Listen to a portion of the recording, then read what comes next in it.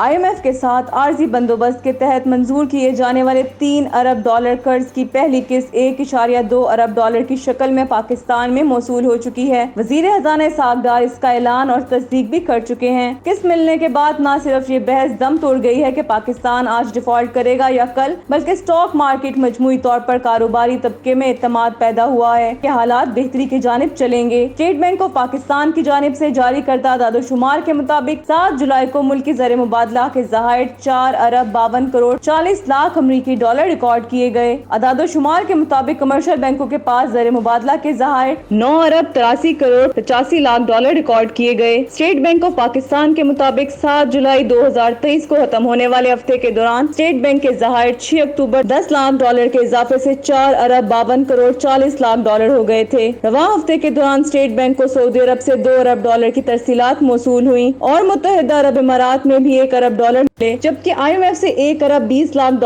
آج موصول ہو چکے ہیں۔ اسٹیٹ بینک کے مطابق رواں ہفتے کے دوران سعودی عرب سے موصولات $2 ارب، متحدہ عرب امارات سے $1 ارب اور IMF سے موصول ہونے والے $1 ارب 20 کروڑ کو شامل کر کے سرکاری ذخائر $8 ارب 70 کروڑ سے تجاوز کر گئے۔ تاہم یہ رقم 14 جولائی 2023 کو ختم ہونے والے ہفتے کے لیے اسٹیٹ بینک کے زر مبادلہ کے ذخائر میں ظاہر ہوں گے۔